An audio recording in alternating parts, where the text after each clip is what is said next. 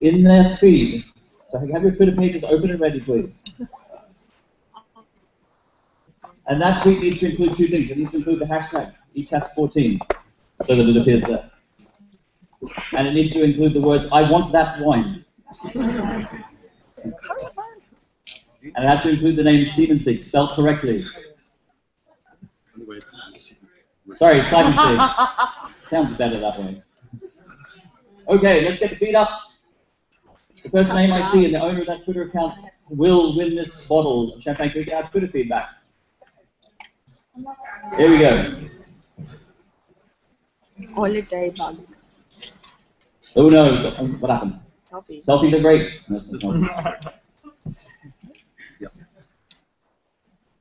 Someone wrote a very long tweet. Holiday bug, where are you?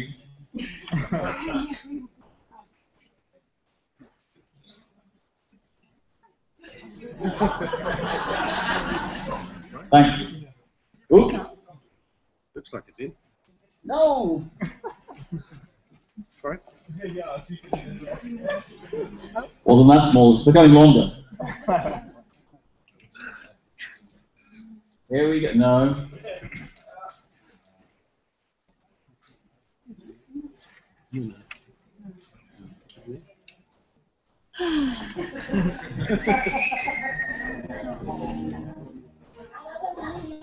Thank you.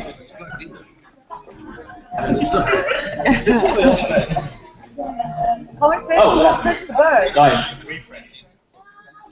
Yes, we need to Here we go. We can move this. I want that wine, Julian Ferrer. And there's the Siemensig. Thank you, Julian. Where are you? Where are you? There we go.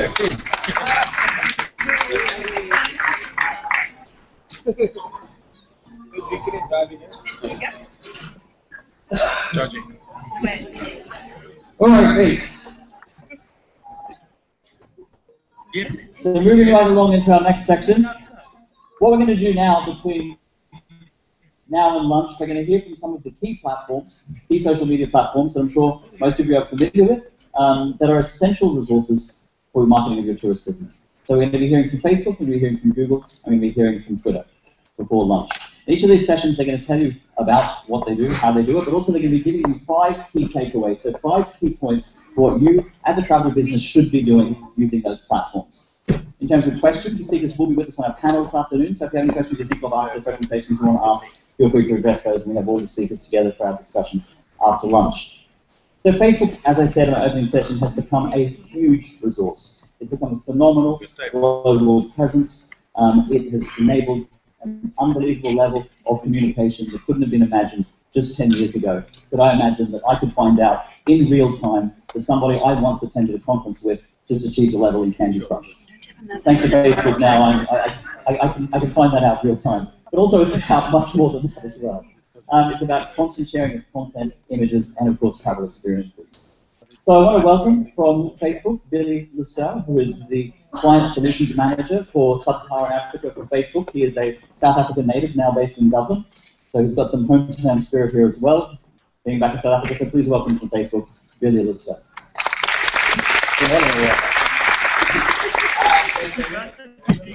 Also, William and the South African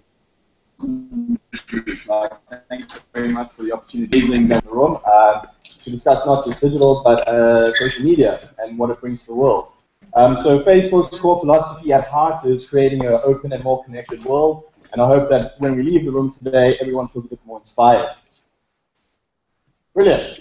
So just a quick introduction. As you can see, I'm Billy. I work alongside Warwick Godfrey, who's also based in Dublin, and we essentially look after the travel and e-com vertical for Sub-Saharan Africa. So if you guys do have any questions related to travel and how you can best use Facebook, please feel free to get hold of us.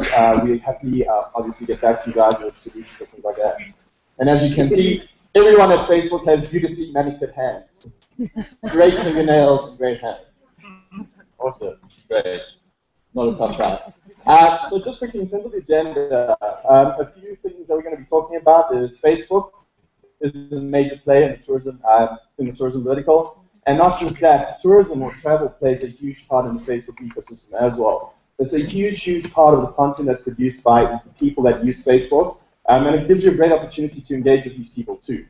The second topic we're going to talk about is mobile. So I was actually talking to MQ sitting out there. Like, the last thing I want you guys to do when you leave this room is really, really consider how important mobile is. Not just in terms of globe, but in terms of it's a huge, huge access method for everyone that's likely interested to use your products or travel. Finally, thirdly, in terms of segmenting ubiquitous with creative that you publish or amplify through media, you need to be able to segment your creative based on the specific audiences that you guys want to talk to. It's really, really critical, and there's a beautiful case study from Coca-Cola about the America is Beautiful video that they ran and how they segmented the creative and how it resonates with each of the communities that they presented to. Then finally, is use the right tools. Facebook might seem like a complicated beast, but at the heart of it, it's simple. So using the key tools available, you guys will definitely see real business results. And not just focusing on likes or fan generation as a key KPI, but also stepping into actually driving business success for your business. And then it's business at the end of the day. Brilliant. So Facebook is a major player. The best thing about Facebook, or the greatest opportunity that gives us as marketers, is the extreme reach that it has. And with that being said, our Q2 results speak for themselves in terms of the amount of people that access Facebook on a monthly basis. So 1.3 billion people come back every month to Facebook. 829 million people across the globe access Facebook every single day. It's a huge percentage. It's almost 20% of every person on this planet that uses Facebook. With that being said, about 12 months ago, Mark realized that Facebook was not mobile-driven. Within 12 months, we've shifted the whole company to be a mobile-focused business. And in that result, we generated over 1 billion people accessing Facebook via mobile and 600 million over accessing daily via mobile. So again, for South Africa, for example, we've got 12 million people that use Facebook every month. 10 million of them come back every single day, but from that traffic, feature phone as well as smartphone is the highest point of traffic for Facebook within Africa and South Africa. What does it mean? It means a lot of people, a huge, huge amount of people, and us as marketers, we really want to drive our key message to people. But the problem with that is you might not be reaching the right people. So it's essential that we reach the right people, and the greatest thing, not just with the reach that Facebook has, is the connected, or the social graph, as we call it. We're talking to people that dream, plan, book, experience, and reflect. It's a community of people that inspire travel, per se. And that's really, really powerful for you guys. So Cash and I, who's a blogger, were talking yesterday. How do people use Facebook in terms of travel? They share their experiences. They first discover new places that they might want to go to. They might book it via TripAdvisor, and then they share the experience, and then they reflect again. It's a hugely, hugely powerful platform to consider with regards to a marketing strategy, but also a business strategy. In terms of reaching the right people, Facebook's key power, or the power that Facebook has, is focused within its 3 key pillars of targeting. So we, as a platform, what's the first thing you guys did when you registered on Facebook, and not stalk? So you listed your email address, your phone numbers, the movies you've watched, the places you've liked, and things like that. These are essentially what we call core audiences, and it gives us the first foundation of building a targeted audience segment. The greatest thing to come into our arsenal of targeting capabilities is what's known as custom audiences. This is essentially your offline data. You guys know your customers better than Facebook does, because you have their data, you have newsletters, you have databases that you speak to these people with. You can integrate these databases into Facebook so that you're reaching the right people within an audience segment, so you're not wasting your budgets or your media spend. And then finally, lookalike audiences, which essentially clone your custom audience. It finds people with similarities to the people that already exist within your database. So we'll touch base on this a bit further on and as the presentation goes on. But essentially, these targeting capabilities allow you to really reach the people that matter to you as a business. People that buy your products, people that will share your products, and people that will talk about your products and their experiences. Great. Mobile is a huge, huge, huge opportunity. you have to be mobile optimized to do well within social media. And it's a point that it's the first thing that people do when they wake up. It's the last thing that people do when they go to bed. You actually sleep with your phone closer to your partner, possibly. And as you wake up, you're like, hey, what's going on, everybody? La la la, great day, and you share your experiences. So it's a massive, massive opportunity. With that being said, technology has also changed. The way people book or the way people purchase has changed because technology has evolved. So back in the day, people would walk into a front of their store, they would either see an agent, they'll call a call center, or teletext. Teletext. It's crazy, it's like a fax. We actually have a fax machine in Facebook's head office. It's crazy. The advent of technology has obviously increased e-com as well as mobile commerce sites. So people are able to book travel experiences straight from their phone. So if you're not on mobile, you can't have that opportunity to get people to book experiences with your business or share your products or experiences. The World Bank estimates by the year 2016 that 45% of the entire population on this planet will be using smartphones. We're already seeing that in sub-Saharan Africa with the likes of telecoms reducing cost of data and the entry price of smartphones decreasing. Smartphones give us the ability to be more advanced in the way we actually experience social media as well as online media.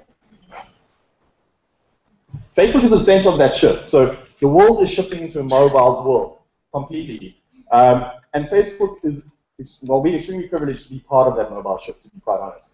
1 in every 4 minutes spent on mobile is either spent on Facebook or Instagram. So Gareth Pond, you love Instagram, so you're definitely up there. In terms of that, so 1 in 4 minutes, essentially every 20 minutes or 20 minutes of an hour is spent via Facebook or Instagram. Not just that, people go to Facebook 14 times a day.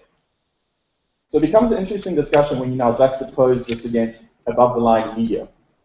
So we like to talk about what's known as second screening. So people second screen during primetime TV. So back in the day, in the 1980s and the 1990s, the A-Team would come onto TV at 8 o'clock in the evening, and your mom or your dad would call you to the TV lounge, and you'd actually sit down, and you'd all be focused on the A-Team. And you would have 100% of your attention on the A-Team and all the commercials that would like it. It was great because you had a captive audience. Technology's changed that completely. The way people consume media has shifted dramatically, and people are second screening during prime time. And again, Facebook is at the heart of that prime time second screening. I'm hounding down, at the heart of that second screening is either a mobile or a tablet. So media presence or sharing experiences or generating authentic content that resonates with your audience is critical to drive business success for you guys. Who here has ever tried to run mobile advertising on Facebook? Is it complicated? Brilliant. That could have really gone bad. You could have said yes, and I'd be like, oh my god. Yeah. So it isn't complicated. It's really easy. So we do have obviously just normal page post ads that you can run. You can reach people that matter to you guys. But in terms of the way technology is advancing, mobile applications are the way of the future. In terms of the product solution that we have, it's known as the mobile app install ad, and it allows you to generate downloads of your mobile application, which is great. You create a captive audience that consistently use your mobile application. The interesting thing about mobile applications is that once downloaded, 1 in every 10 people only use it about once every 6 months. So you need to generate re-engagement. And that's where usage and conversion come part again. So driving engagement with mobile app engagement. It's simple. But going back to what I said earlier, you really, really need to have your audience segments predetermined. You need to understand who you're going to be speaking to. Who are the people that buy your products? So from just a general data, big data sort of analysis, if you were to go onto your website, your most visited page on your website, or people that have checked the product out in 30 days, you can retarget these people because you know that they're a captive audience. So again, be smart with the audience that you are selecting. Make sure that they actually resonate to your business and that they're the people that really matter to you. So that leads us into Coca-Cola and Facebook. Essentially, Coke wanted to associate itself with happiness. So Coca is like open happiness, right? It's their slogan that they have around the world. And they timed this campaign along or aside to the Super Bowl. What they did is they obviously shot a video, but they segmented it based on audiences. So different type of audiences that they would be speaking to. So for example, families or the LGBT community. They knew exactly who they wanted to resonate with because happiness is ubiquitous. Everyone likes to be happy. But speaking to a community makes you feel, or the person you're speaking to, feel that you actually look after them and that you care about them. And that's exactly what Coke did with this campaign. America's beautiful. I don't know if anyone saw this video. But essentially, we've got it here.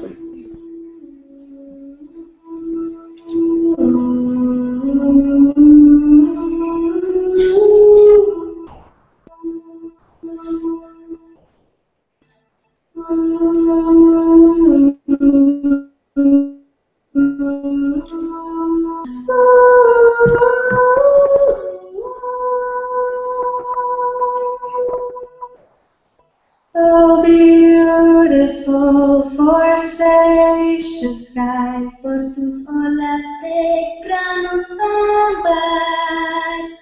Yo Krishna sakote, say Baba Kutas. America,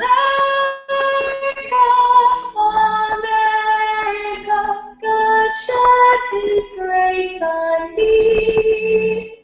और वही चुरे के साथ आज तेरा चगला मेरा में प्रिया. Lève-tu vers Yahweh, from sea to shining sea.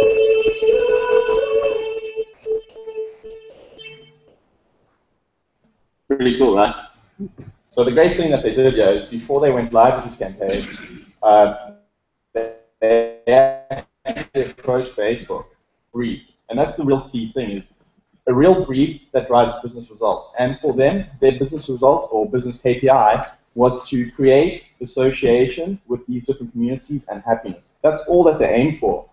They approached us and asked us to work on specific segments within the Facebook population that would be important to them. Essentially cluster segments, which we created for them. And we then had media plans built that would deliver these key messages to these specific audiences only. So it was really great. And going back to Damien's point, video is definitely the best way to build brand metrics for anything online.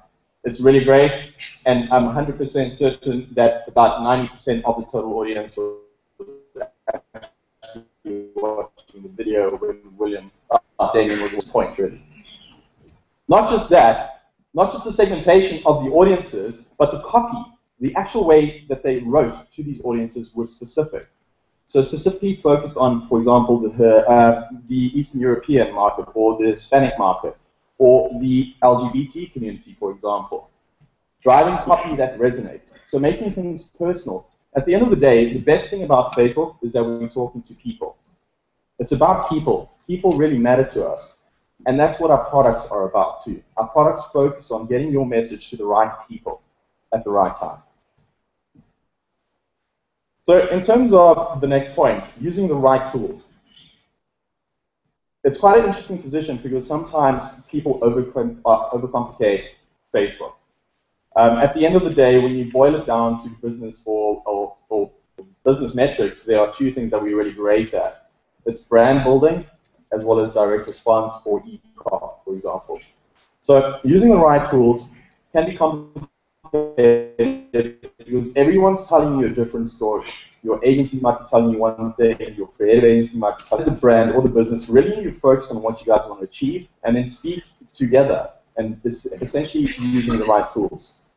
So over the past 12 months, Facebook has really focused on driving products based or featured around people that would drive real business results for you guys. So, I mean, I could really talk about every single product that Facebook has for days and you'd all fall asleep. So I'm really going to keep it down to 3 key things. And these three things are universal to every single stage within the travel experience on Facebook. So the dreaming, the planning, the actual booking, and the experiencing, the reflecting. All these products that we're about to talk about are ubiquitous, and they can flow freely within every stage. So from building awareness to consideration to driving intent and then finally loyalty and advocacy. The most important thing that you need to focus on is targeted reach. So the great thing is that we have 1.3 billion people on our platform. We know them really well, and you guys know your customers really well. So integrating information like that is really critical. The great thing about this is that Facebook's targeting accuracy is in the 90s in terms of narrow targeting, competitively speaking across all other online channels. Every digital channel that you guys use has a completely valid place within your marketing mix. I'm not even going to try and argue that point. Digital is extremely important to reaching people, especially in this time of age. I wanted to work on a case example. So I built this sort of simulation. So for example, you're an airline and you want to travel or you want to target business travelers. You can segment your audience into, for example, a travel pattern. And that travel pattern can be based on where people have previously checked into, which airports they might have gone to, the type of tonality or the way they spoke about their business, and the places that they've obviously checked into. You can also target job titles, so CEOs, CMOs, CFOs, for example, people that would be more likely to travel business. You can also look at education, so segmenting it into Ivy League universities or college or up-and-coming PhD graduates, for example. Other things to look at are company keywords, so LinkedIn, Facebook, Google, Airbnb, or Uber, for example. These essentially become your targeted audience segments. And you have unique abilities to reach these people in different ways. So having content that is, or having content that resonates with the travel pattern of a person. Hi, we've seen that you've been there, for example. Or job title, hi, Mr. CMO, for example. These are all ways that you can practically chat to people within your community. The best thing about that is you have the ability to place this media or this content within people's most valued possession. I was at breakfast this morning, and one of the people that work within the SAT group left her phone. And she felt completely out of it. She was freaking out because she didn't know what was going on in the world. So it's really great to have that insight, because we know that a mobile or a tablet is really precious to people, and we place content that's visually rich and reaching the right people within the on mobile. CRM and retargeting. So we have essentially what's known as custom audiences. So for example, we know Facebook's audience, the people that we deal with, based on our core audiences that we use. We can integrate that with your data and essentially match the two together. So for example, if you are an OTA and you have 100,000 people on a database that have bought a specific product within the last 6 months, we can integrate that data or that knowledge of people's behaviors and correlate it with what we know about these people and reach those people, driving your conversion rates down, making sure that we spend your budgets in the most effective way possible. And at the end of the day, driving a return on investment for your media spend. A great example of this is SAS Travel. So they use their custom audiences to travel, or to target frequent flyers as well as business class passengers. So they have a whole strategy whereby when you were flying to a specific location, you would have a photo in your newsfeed showing you your destination route. So for example, between Dublin and Iceland, you would fly close to the Icelandic volcano, you possibly would have the volcano erupting in your newsfeed, which might be quite scary if you're on the flight. You wouldn't want to see that probably. So that's just the way, or the level of advancement that Facebook has in terms of creating these custom segments available. Lookalike audiences. So now we know you have your frequent flyers, you have your business class passengers, and you have customers who have booked the flights within 3 months. Lookalike audiences essentially allow us to find people that look very, very similar to these people. When you have a custom audience, it reduces or narrows the amount of people that you have available to target. Lookalike audiences, through similarity, extend your reach to people that really matter to you as a business. So just driving your message to key people that will be more than likely a customer of yours, or a likely customer in the future. Finally, measurement. So I'm a bit of a data geek. I love measurement because it allows me to obviously see where there are nuances within a campaign. It allows me to optimize campaigns and make sure that they're doing quality. Travel is amazing because it really is a direct response sort of vertical. The first thing in terms of spending money on Facebook and having the ability to measure it is implementing a conversion pixel that will allow you to see what media placements you've used, what audiences you've reached within regards to your segmentation, and the cost of a conversion per audience segment. So for example, if you were targeting 18 to 25-year-old females who have checked in between Dublin Airport and San Francisco Airport and have bought a specific product within 3 months, you would be able to exactly tell which audiences or which age group within that target segment converted at the most efficient rate. And by efficient rates, I mean a value that an OTA or any affiliate or supplier would be willing to pay for someone to buy their product, and then scale. So first find efficiencies, understand how your audience reacts to your message, and then scale completely. If you're hitting your figures, you should scale immediately because we have people within audience segments that you can scale to. Going back to mobile applications, a great way to measure success on Facebook with regards to mobile app install ads is to integrate what's known as the software development kit, or in all things Facebook, we love acronyms, the SDK. It allows you to measure exactly how many people have downloaded your application, and further to that, it allows you to then target people with re-engagement or engagement ads further. And you are able to deep link people. So deep link is essentially allowing people to see an ad and travel through to the exact page within your mobile application to finish the conversion cycle. And then third-party measurement. So for example, leveraging Nielsen, running brand metric campaigns for what's known as OCR result that measures GRP. Is extremely important because it gives you the insight and gives you the ability to optimize your spend at the end of the day. And it also allows you to go back into, for example, your CMO's office and say, for example, William, we drove a 10% increase in volume share, but we also had X amount of return on investment from Facebook media. Instead of going saying, William, we generated another 10,000 fans for your page. Because at the end of the day, it's business. So business is critical. And I'm sure there'll be some questions later with regards to this. And Damien mentioned earlier, the best and the most amazing thing about having fans on your page is that it gives you the ability to have social context. So it allows you to have what we call virality, or allows your community to share content that you guys have populated on your page. It also gives you the ability to obviously have likes, comments, and shares. But from a business perspective, you are spending money and budgets. You have to deliver results on that budget. So when you start your Facebook media strategy, you always need to remember whether you're working towards brand awareness, or you're building intent, or acquiring customers, or cross-selling, or upselling. At the end of the day, it really matters. And the most important thing is, what is your real... I skipped that slide. It really matters that ETAS 14 is happening right now. Yeah. So I was going to end the presentation with saying, whenever you're starting a strategy or you're encompassing Facebook into a media mix, always remember what your key business KPI is and how you're going to achieve that. Remember the people that you need to speak to, how you're going to speak to them. The content that you generated, so making sure that your creative is authentic and real and resonates with audience segments. So cool. I don't know if I've run out of time, but I'm going to be outside, and you guys can definitely ask me a few questions if you'd like to. But otherwise, I hope it was useful. Thank you very much, everybody.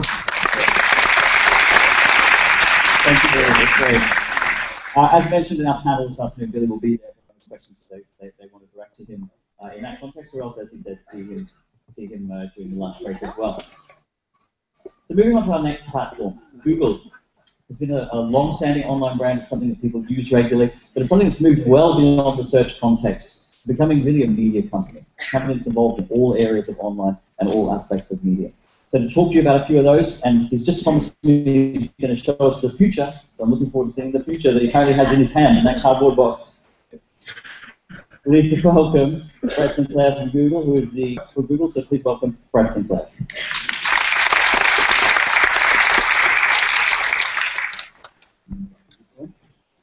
Awesome, thank you very much. Do you guys want to spin the video quickly before I get started? Is there video?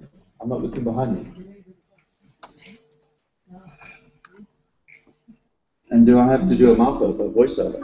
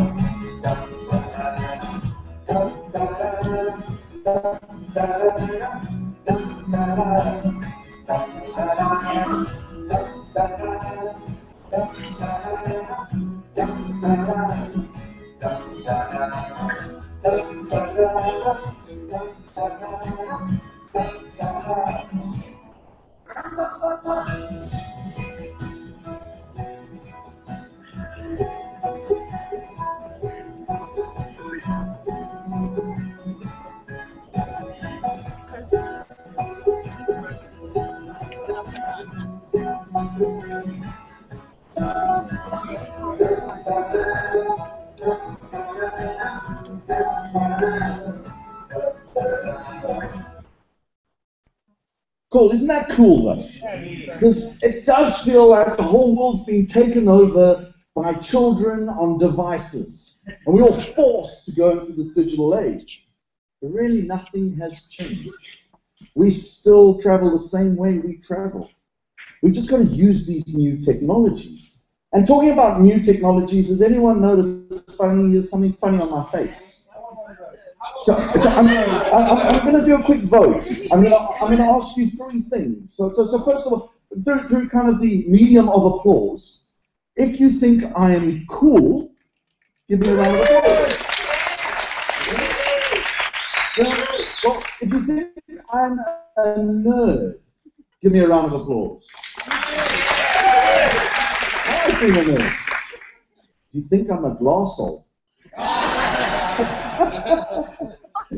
That's sometimes the problem with new technology. Yes, it can be super cool, but sometimes society's got to get their heads around it and figure out how we're going to use it. So today, essentially I was tasked to give you guys 5 easy steps to work with Google. And I figured at Google, you know, we're really good at iterating and doing things better. So I'm going to do 3 easy steps. So, as we all know, we've been talking about how many people are online, the whole world's online, every stat in the world is saying billions and billions and billions and billions of users.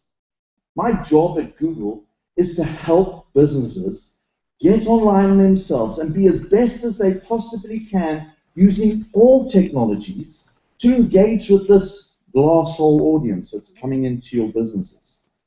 So I keep seeing all these kind of stats. Yeah, 18 million South Africans. Whoa, 3 billion people online. Woo! Awesome, so we get it. Who isn't online? Anyone? Anyone? I dare you to put your hand up. Okay, great. Everyone's online. It's a no-brainer these days.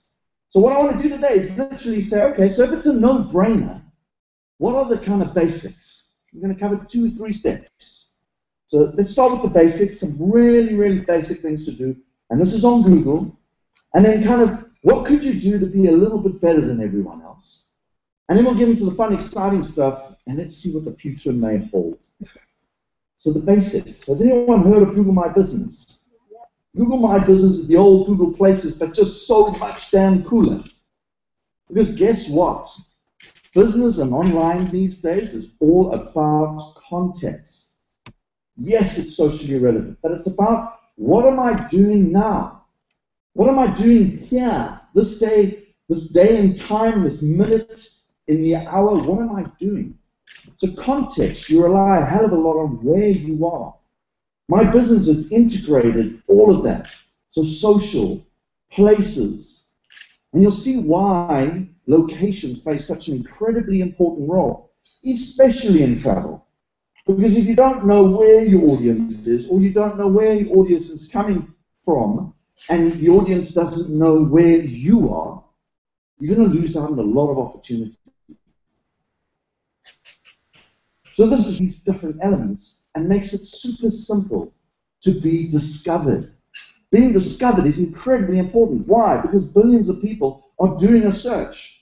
And there's ways where you can pay for the media to be up at the top, or you can just be there. Be there. So when someone's looking for activities in Cape Town, you are there. Imagine if you were listed like Cape Heritage over here. When I did a search for Cape Heritage, there's all their details. Look how cool it looks. Great images. We've been talking about images today a lot. But Google Plus, we upload 500 million images every day. We're definitely not the #1 social network. Hey, Facebook.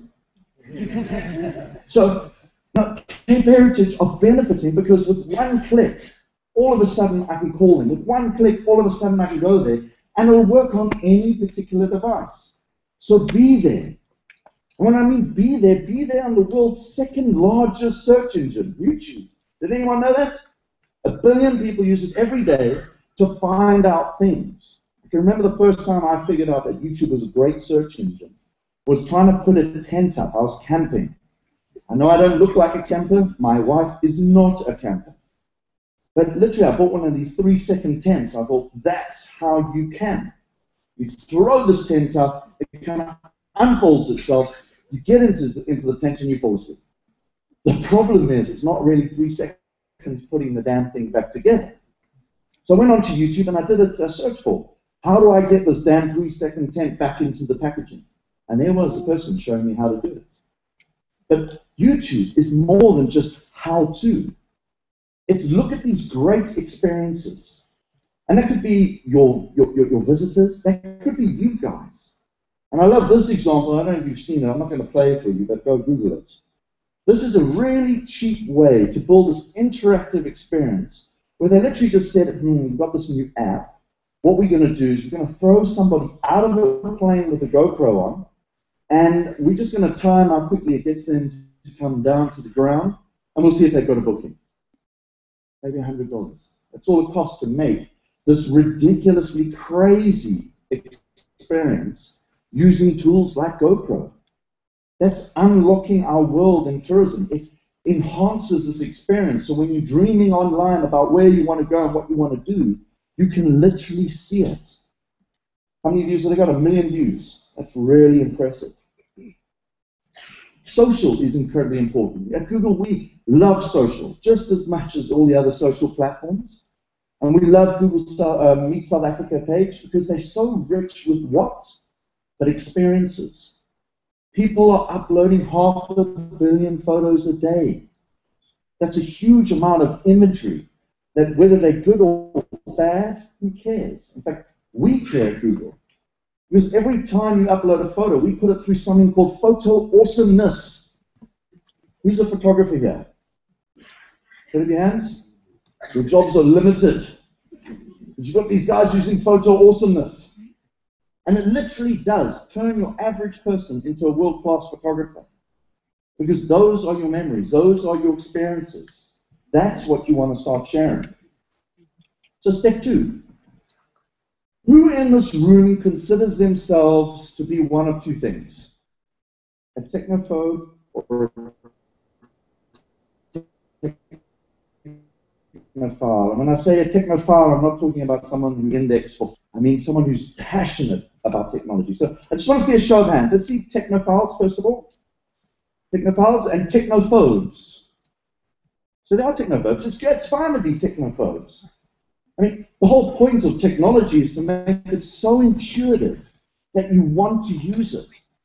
My favorite technology is Angry Birds. Is everyone familiar with Angry Birds? Wow! My wife is a genius on Angry Birds. I think she's on level 4,852 star.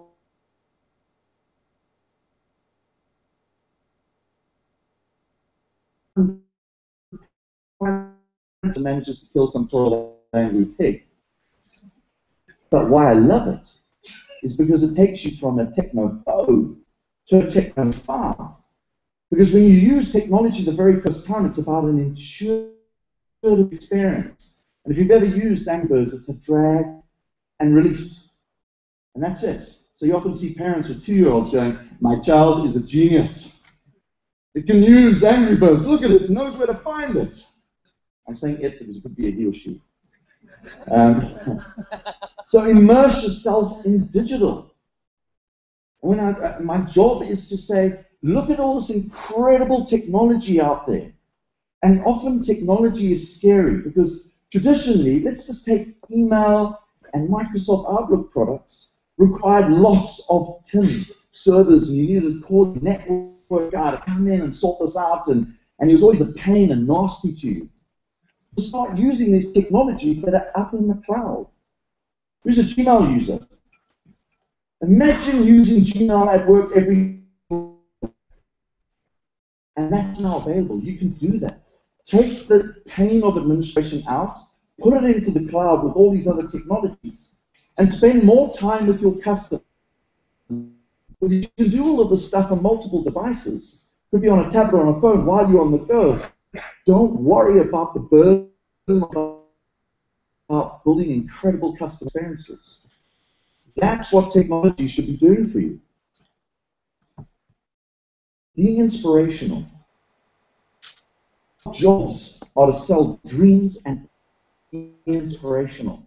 You do that because you've got to say,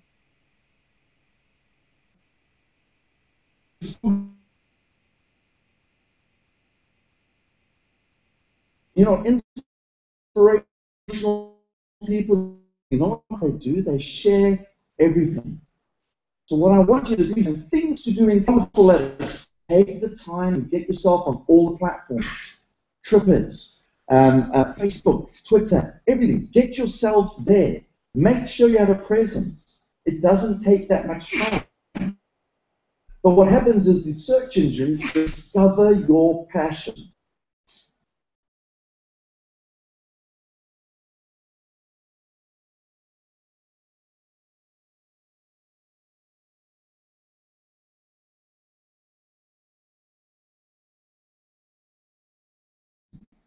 Your facilities are. This is Street View in a hotel room. You can use your camera on your phone.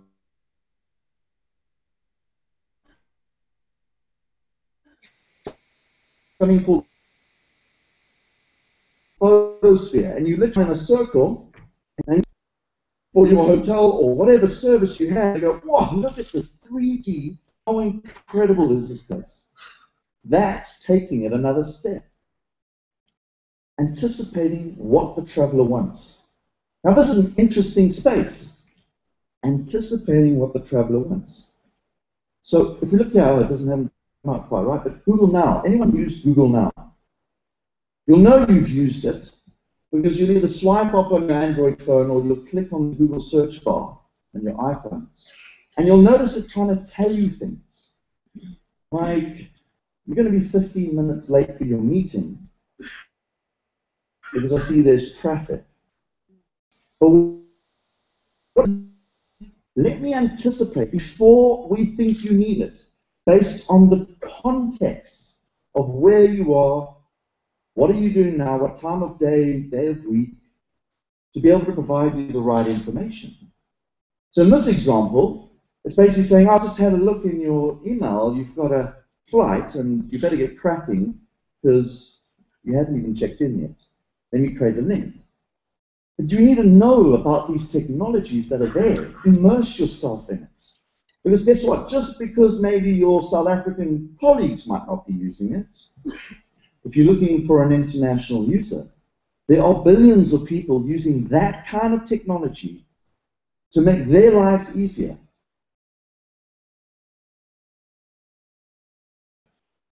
To get in front of the consumer. We have something called Google Wallet. Why? Because it sits in your phone.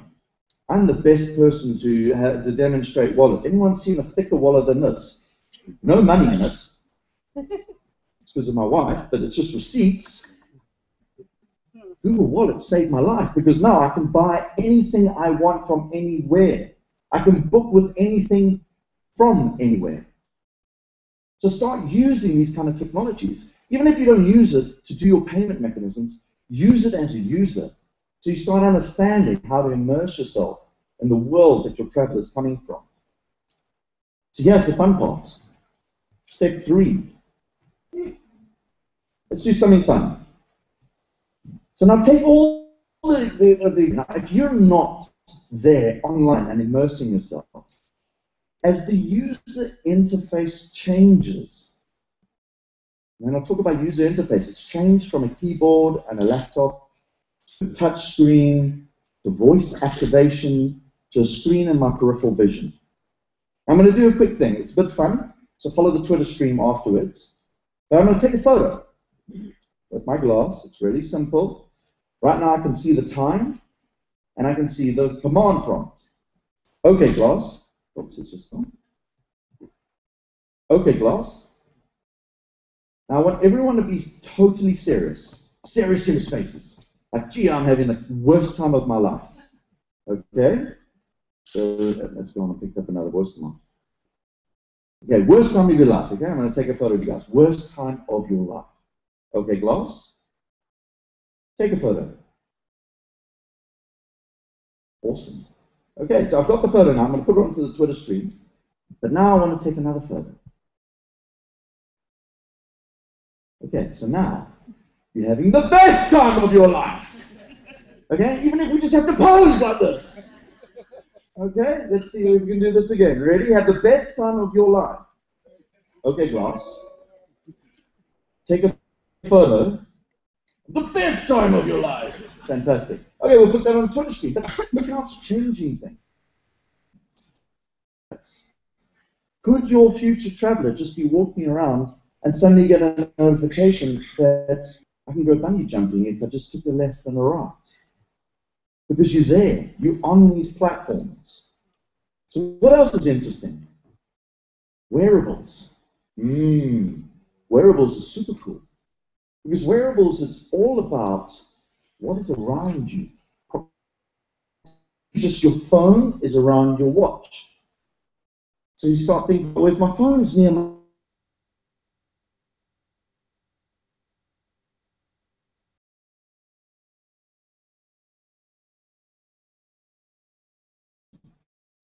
if my watch now started giving me an indication on what the weather's like in that Google Now format. Here's a lovely color. And it just gave you a little warning on your watch. You know, put it over. So wearables are just taking it to another level. And it could be sensors on clothing. It's this whole net of we'll be going into. And businesses like Airbnb, Uber are making use of this Internet of Things context to offer better service to their travelers. Anyone seen this? It is not a Volkswagen Beetle. So Google recently announced that we're going to get into the world of making cars. We're just a search engine. But let's kind of fast forward a bit. These cars are driverless cars. They don't have steering wheels. You just get in the car through your glass, through your watch, through your phone, through maybe a voice command prompt. You say, Google car, take me to the nearest pizza restaurant. Imagine if you're a pizza restaurateur and you were not listed in these places, you're missing out on all these people in these cars, of which there are only 12, by the way. I know technology is sometimes fun, but it's also going. But let's fast forward. Let's go forward, say, 5 years. What will the world look like, say, for the car rental companies? Will car rental companies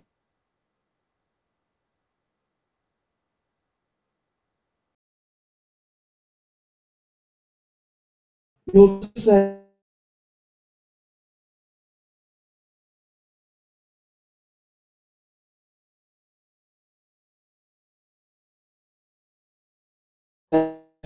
hop in it, and off you go. All the incredible travel locations, but it's got to know about your travel locations. And that's just a driverless car.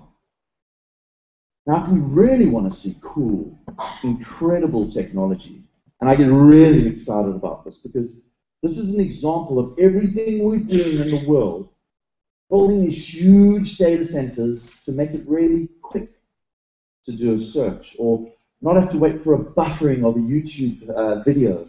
We built all this technology to make this happen. And we deliver that. Anyone know what that is? What does it look like? Any ideas? What does it look like? Do-it-yourself Google Docs. Well, almost, getting there. Any ideas?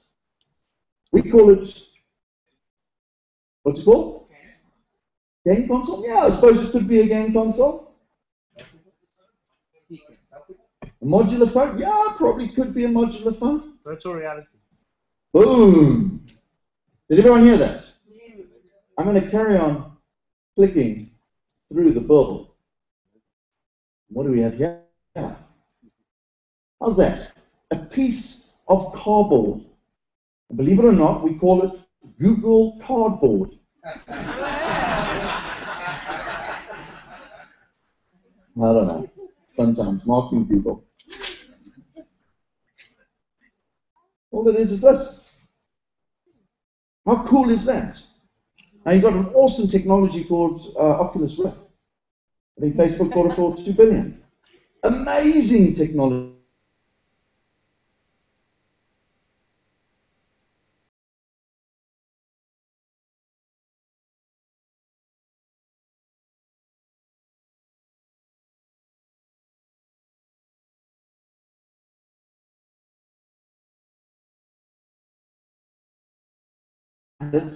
So we can hold the washer there, I guess. Not really. What it's doing is changing the polarity of the magnet that then buggers around with the compass in your phone. And we interpret that as a click. That's pretty cool. And you literally put it on, and I could spend my life doing this. In fact, my kids do. Every time I go home, they watch YouTube in this 3D environment where they can look around as though they're at the movies, watching YouTube. Taking a guided tour into the Palace of Versailles and stream around and have a look at some of the incredible artwork really up front and close. Maybe this is how we will package experiences from everything that we offer in tourism, and we'll post it to them in a piece of cardboard. Why not? Thank you very much, everybody. Do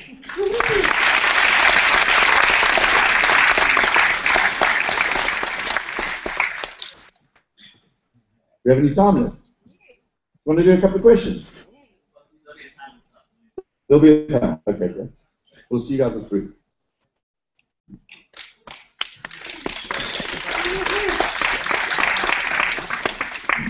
The stairs are a killer. So moving on to our third and final platform for lunch, which is logically Twitter.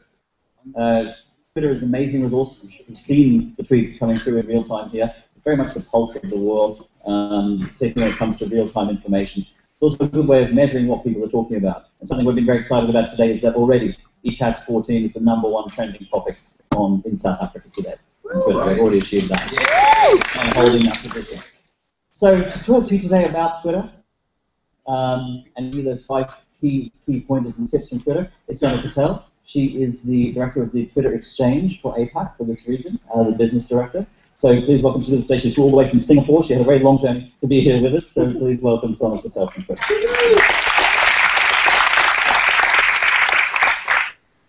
Hello everyone. Just want to know what is in the water here because everybody is so tall. I'm happy to move here at any point, guys. So I don't have some amazing cardboard. All I have is this. It's not a wearable, it's a carryable. Does anyone know what this is? Selfie stick. Great, selfie stick. So for those who don't know what the hell you do with this, I'm going to try and show you. This is massive in Asia. I don't understand it. I guess because you're all short there. So I'm going to see if this works now. So we slot it in here. There we go. I'm going to try and do a selfie with all you guys. Let me just turn down a bit. Now I have to, because I'm short, I'm going to have to actually use this to click. All right, everyone? Selfie time. Yay! I will upload that afterwards. So, basically, I wanted to spend some time with you, giving you sort of an idea of Twitter. It's weird, it's wonderful, some people can't get to grips with it, and hopefully I can help change that. I need this thing. Yep, forward. Okay. Big arrow. Big arrows forward, perfect. Okay, does anybody know DJ Afrojack? Yes. Oh, perfect, great. So DJ Afrojack recently tweeted this on KLM Airlines, basically saying that, you know, basically saying this is Afrojack enjoying New World business class. KLM checked in and they noticed that he was sitting in business class. They retweeted him and spoke to him, and he basically came back and said, "Oh, my phone should be off." That was a real-time communication between him and the brand. Okay. So I actually don't need to tell you too much about Twitter and travel. I think you can actually see that. It's self-evident. I mean, 4 in 10 Twitter users actually follow travel brands. Amazing. Okay, by the end of this tour, there should have been over 3,000 tweets regarding the word vacation. I think that's amazing. And it also goes to the point of, I think everybody in this room is pretty much a stalker. And the reason I'm saying this, apart from the constant tweeting, is because ComScore recently did a research in terms of how many times you actually touch your phone. And does anyone know roughly in a day how many times people touch their phone on average? 3,000. No, almost, different people. It's 110 times that an average person touches their phone, which is stalkerish.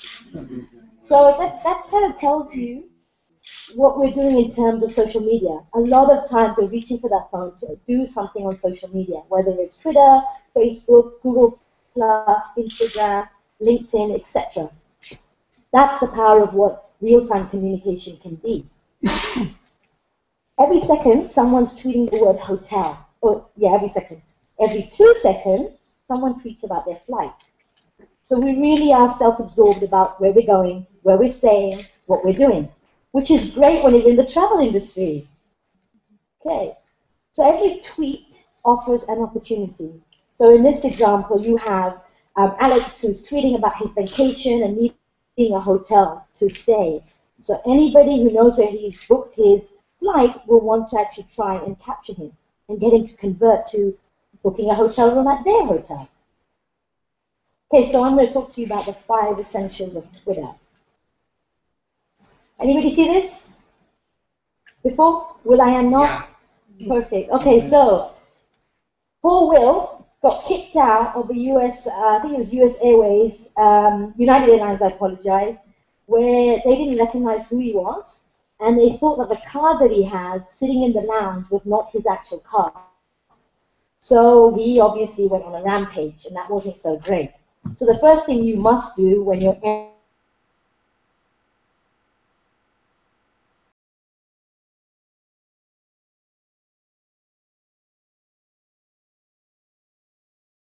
the industry,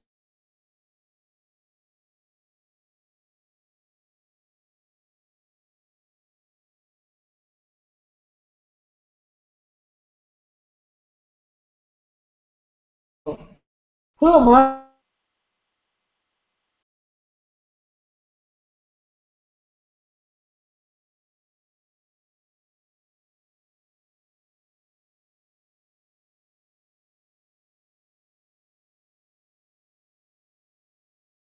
And then my parents, being very unoriginal, decided to name me Sonal, which actually means gold. So you can imagine how many other people are called Sonal Patel. So I looked at this, and there was 819, I believe, 1,000 results. So that's not good. So then I thought, okay, I'm going to put in Sonal Patel Twitter. Let's see where that gets me. That got me a little closer, but it didn't give me a definitive answer of this is the person I want to speak to or look for. So then I did Sonal Patel Twitter LinkedIn.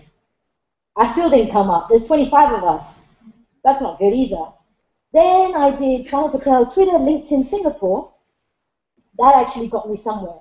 Right at the bottom you can see so Yakedo had picked me up in terms of where I'd worked, what I'd done previously. I was from the UK. So that is what I wanted to emphasize here today, is when you think about your audience, you are not thinking about, well, is this person just going to come to South Africa? Are they going to stay here? Are they going to do this? You need to layer that information. Like, you know, Helena was talking about the fact that we know that there's people in South Africa that want to travel to South Africa. We know there's people in Africa that want to travel to South Africa. But we may not know that those are the two types of markets that are actively coming to South Africa. So we have to do a lot of research to be able to identify who is our audience. So this really comes back to the point of know your audience. And now you all got to know me a little bit better too. Okay. Does anybody know this movie? Oh God, am I really that old? Okay, so this movie is Minority Report. And this gentleman here is Tom Hanks. Just in case you don't know. Tom Cruise. Yeah, oh, sorry, Tom Cruise, sorry. I was just testing. Something in this order. So Tom Cruise in this movie, he plays a cop, and he has to basically go into a world where he's trying to identify a potential killer and stop them. So he uses different types of information. He's got all these kind of hands, you know, populating everywhere, trying to find out where this person is, where he's gone. We're actually creepily not too far off from that. So what our industry looks at is the ability for us to think about predicting where somebody's going to do something, when somebody's going to book that hotel, when somebody's going to book that flight. So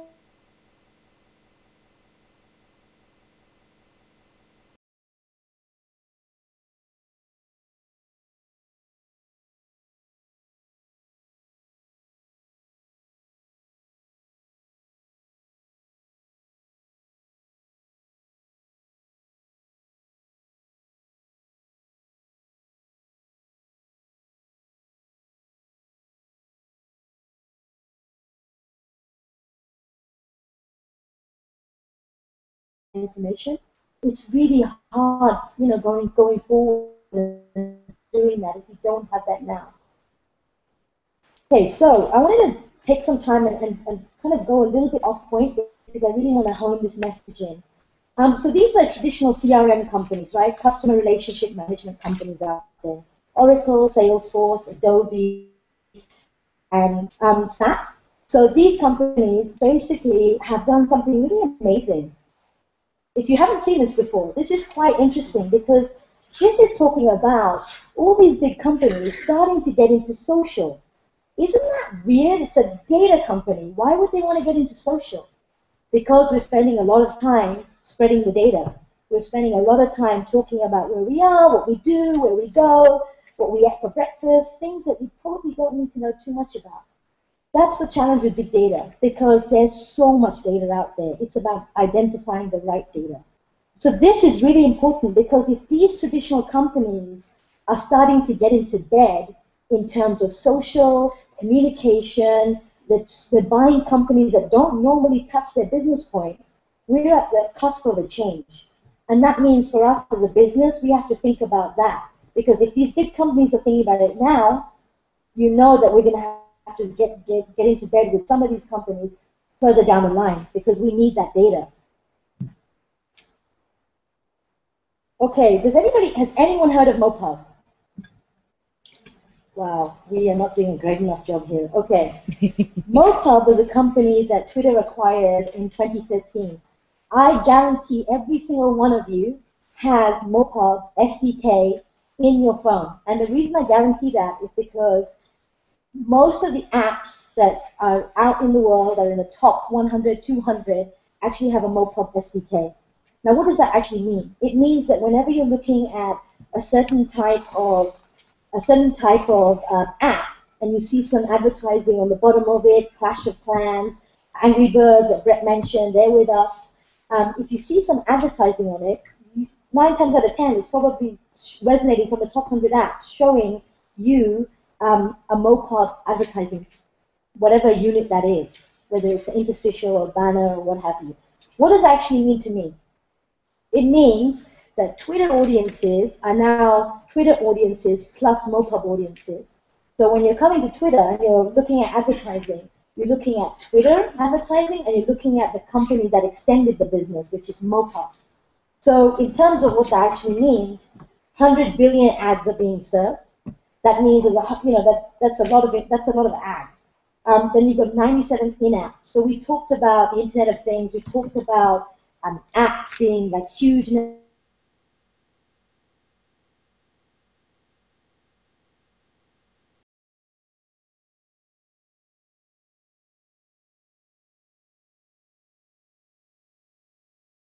Starting to come out. I don't have to speak to you. Mobile is already here. I see it in Asia every day. When you have Shinobi bringing out a brand new phone, or Mozilla bringing out a phone for like $30. I mean, that's amazing. These are people access having these users under research. Things that they've discovered or they're starting to educate themselves to travel abroad. The 2 billion of travel at the moment. I mean, Helena spoke to the fact that China is a lot of people. The second biggest market, India, which previously you would never have thought of as being the markets that have to market to. So these are some of the apps we're talking about that are actually with us. Okay, what does that really mean? Again, this is going to the point of showing we can do some type of work with you on Twitter, but we can extend that audience, and you see it on some of these apps showing up across these various apps and various pages that we're looking at. So what we're really saying is that we can actually extend our reach. Okay, this is pretty, for me, it was a pretty interesting story. For you, hopefully, it's the same. So I normally fly Singapore Airlines, and for some reason, I either couldn't get a booking or the price was ridiculously high. So I think this is back on the cusp of what's recently happened with Malaysia Airlines. Singapore Airlines actually saw an uptake or an increase in bookings because people were not moving towards Malaysian Airlines because of all the tragedies that have happened. So what happened to me was I actually booked a flight with British Airways. I haven't flown with British Airways for over 7 years. I was a bit like, oh, you know, I'm really used to flying with Singapore Airlines. It's easy check-in. I know everything. It's great. So I, put in the old number I had in terms of my frequent flyer. I made the booking, and I'm waiting to get on the flight.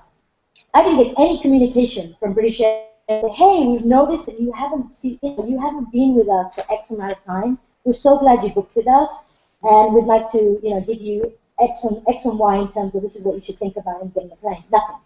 I thought that was a missed opportunity. It was sad, but it was a missed opportunity.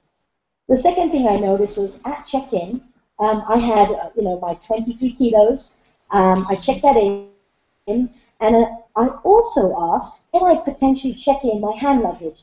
British Airways has a really interesting policy. They allow you 23 kilos as hand luggage. I've never seen any airline that allows you 23 kilos as hand luggage. I had to read it 10 times. So I went a little bit overboard and put in maybe 15 kilos. So I asked at the check-in, would you mind if I checked in my hand luggage? I'm sorry, that's another 54 pounds or whatever it is. And I'm like, well, it's going on the same plane. It's the first time I've to do me this service. No, I'm sorry, we can't do that. And I thought that was another missed opportunity, but that was fine. So I got onto the plane. Of course, the biggest challenge that I had was trying to find where I can put my 15 kilos because everybody else had the same issue. They'd come in with extra luggage. Now that, to me, is not sensible. And throughout the rest of this story, you'll see that there's something else that I've mentioned that resonates this story right back again. It makes no sense. And if anything, it now, twice you didn't actually help me, so why will I fly with you again? So this is something that we have to think about. Don't forget that your customer can be a repeat customer, and they can be someone who influences somebody else. Because now it's going to be unlikely that I'd like to fly with British Airways because of all those reasons. But they still have an opportunity to win me back. Okay. Virgin America. So Virgin America is doing some unique stuff. They actually got into bed with Salesforce. They put in Twitter feeds into their CRM. So I spoke about the CRM piece of the business before. They meshed everything together and started thinking about that 5-hour or 7-hour flight that I need to take when I'm in the US. Excuse me. Why don't we have the ability to connect our users? So they actually figured out who their customers were, tied their customers to their Twitter handle or their Facebook information, and in that sense actually had the ability for you to go in, sit down, and for those customers who actually said, yes, I'd like to participate in meeting all these new people that are on the same flight as me, they have the ability to talk to them. How amazing is that? You're now actually starting to function as a community. So it's now starting to take a customer and put them into groups of communities and get them to engage. And this goes back to content creation and curating content. Okay, so I know Damien spoke about this, so thank you for taking my thunder. So does everybody know the story about Arby's? Yes. Yes, okay, great, thank you. So basically, in a nutshell, Arby's were listening to their customers on their Facebook page, on their Twitter handles, and noticed that everybody was referencing Pharrell's hat as an Arby's hat. So what did Arby's do? They said, you know what, we want our hat back.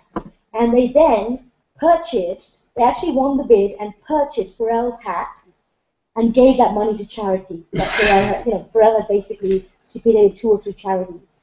And the impact of that one tweet is mind-blowing.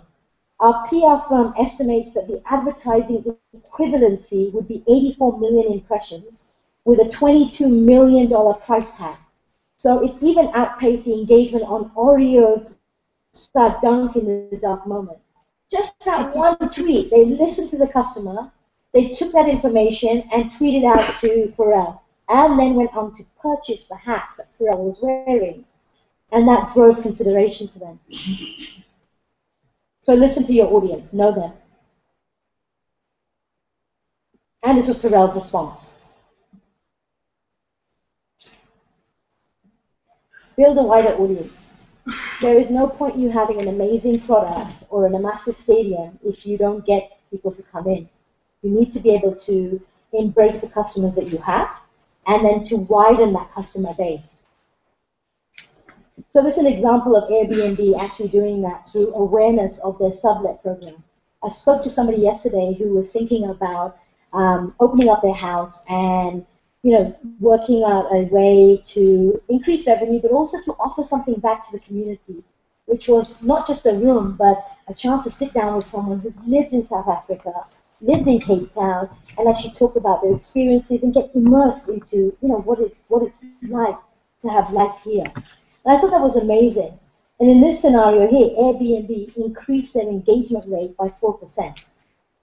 That's just an example. Another example here is MS Cruises engaging Italian youths on Twitter, right? I know if I'm 80 to 34, I would never have thought of a cruise. I don't know how many of you would have really thought about that. I would have thought about bungee jumping like you did, Damien. I would have thought about other things. But MSC Cruises decided that that is their future customer. So, we have to think about, can we actually engage with this potential audience and grow them? And how do we do that?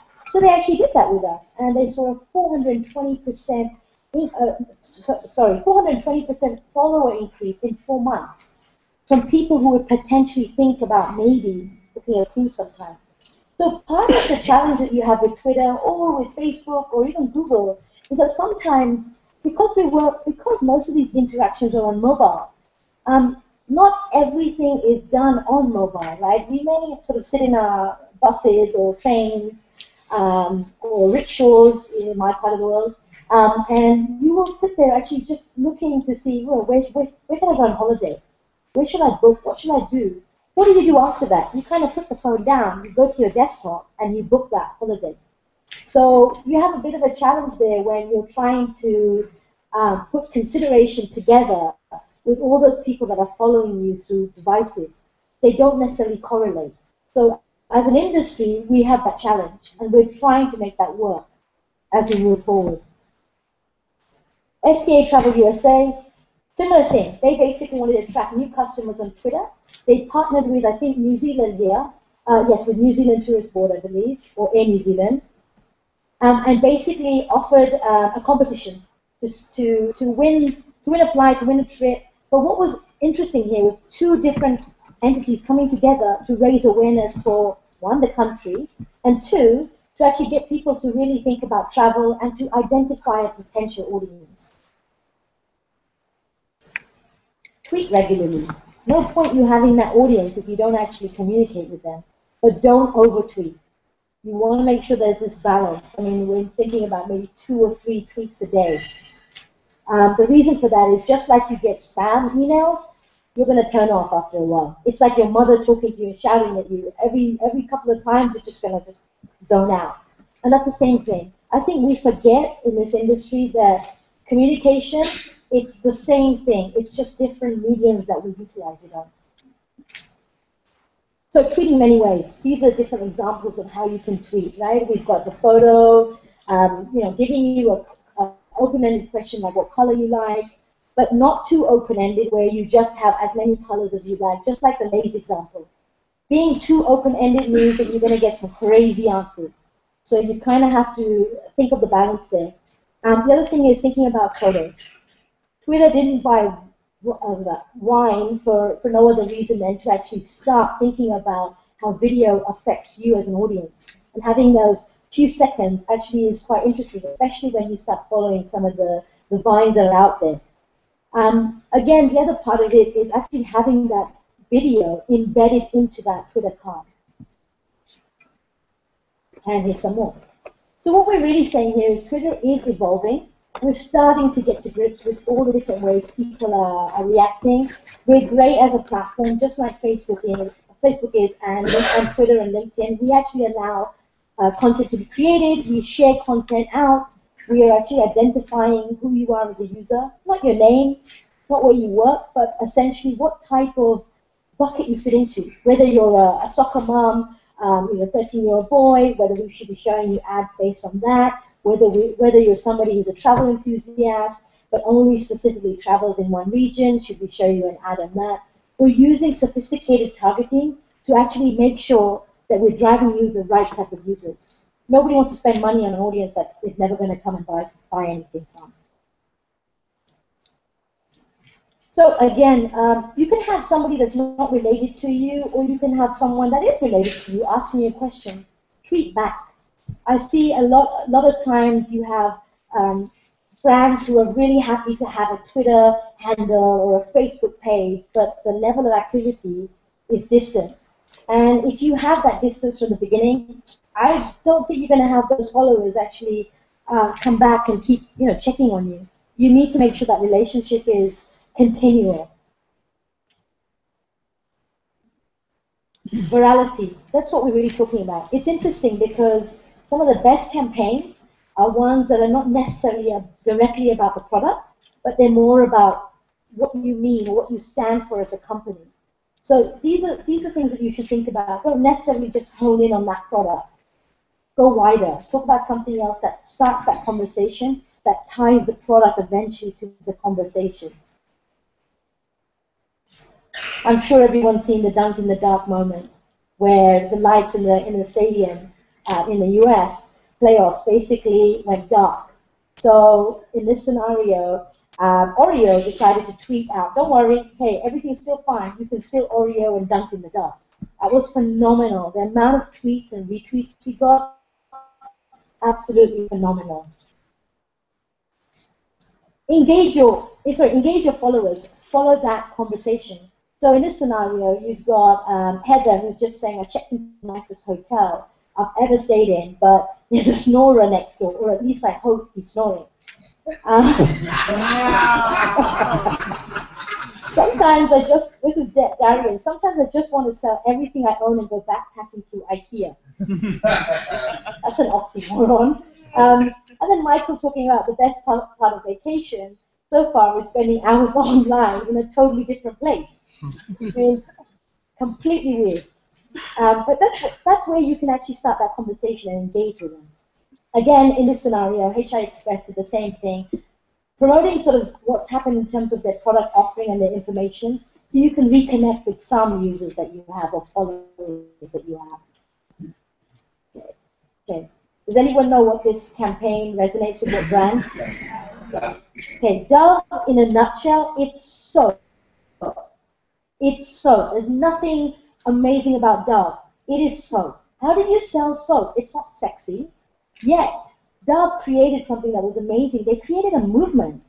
So they went to say, you know, beauty is within. Doesn't matter what shape or size you are. It's about beauty that's within. And that's what resonated and captured the audience. How many times are you going to look at a soap ad and think, oh, well, it's got like nourishing features and it's got X, Y, and Z? I mean, really? I mean, I can get that from Baby Lotion. So this is really talking about something beyond and above the brand. It was talking about a revolution. And I've got to give credit to Dove because they did an amazing job about a product that's not at all sexy at all. Can we play the video?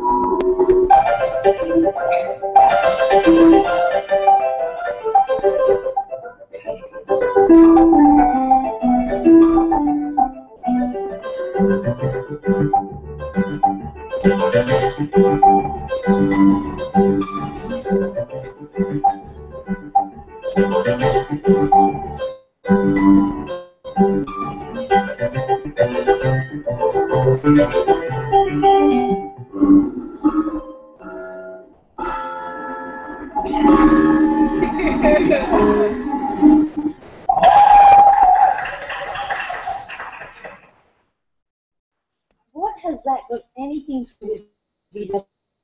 The video is all about walking and getting you to have fun. And then on the second instance, VW is having a car. What they really wanted to show was that they are actually thinking beyond and above their brand. They're talking about what they can do socially, how they can help.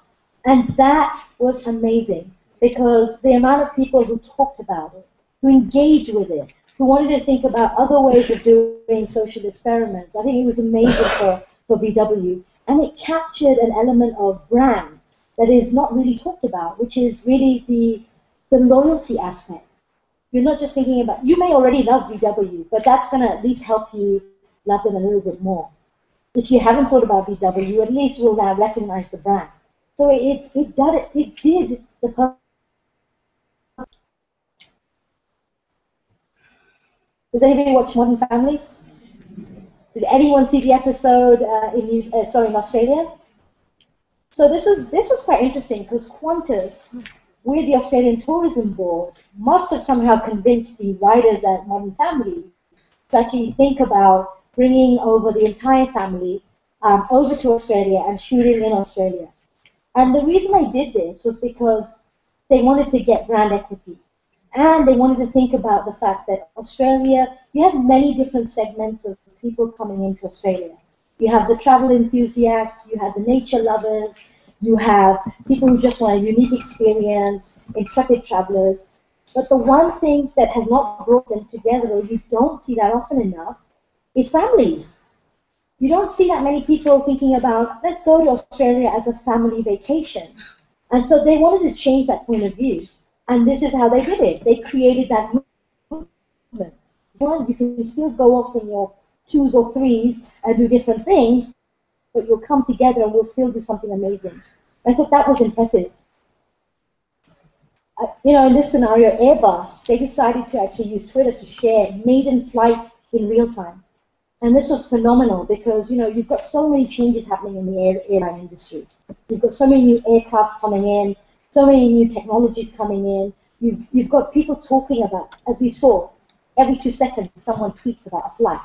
So why not get engaged? One thing you must think about, whether it's Twitter, Facebook, Google, LinkedIn, whoever it is, you've got to track your success. You've got to know what works and what doesn't work. And you've also got to know that you must listen to your audience, because that audience is an audience that is going to continually build out. So if you lose part of the audience, you're going to have to go wider to find new audiences. So why would you do that? Did anybody see this tweet? This was by, I think, a San Francisco journalist, a reporter, who basically was absolutely annoyed about the fact of all these luggages. People going crazy with the amount of handheld luggage that is being brought into the aircraft. And he was unhappy.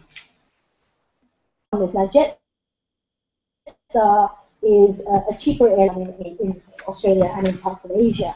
They picked up on this, and they said, we're going to make a stand. We're going to take something that is actually not resonating directly with us, and we're going to make it an enforced policy with Jetstar planes. Now, the reason they did this was because Jetstar had noticed a trend in the type of users that are coming onto their airline.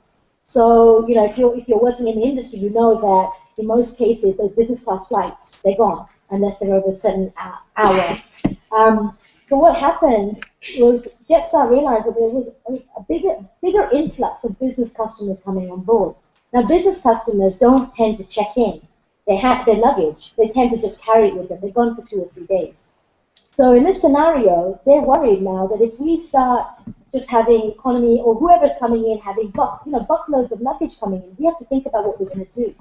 So they decided that we're going to cap, we're going to actually mandate how much luggage can be carried in, and we're going to actually think about it from the different levels of audiences that we have.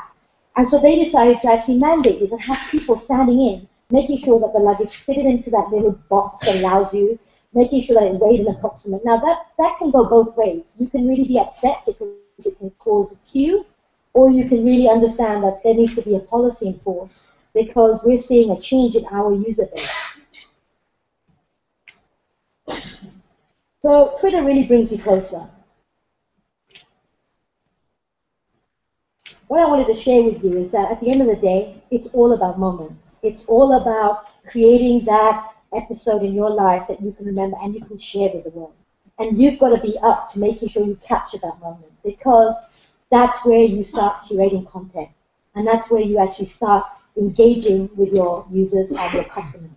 I think you as a brand have to start thinking about, how do I speak as a brand?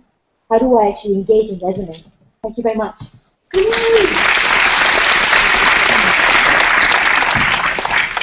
Thanks, that was fantastic, and thanks to all of our social speakers there for a great little series of presentations. So we're going to break for lunch now. We're going to be back here at 2. Just a couple of quick housekeeping points. If anyone didn't get the Wi-Fi password,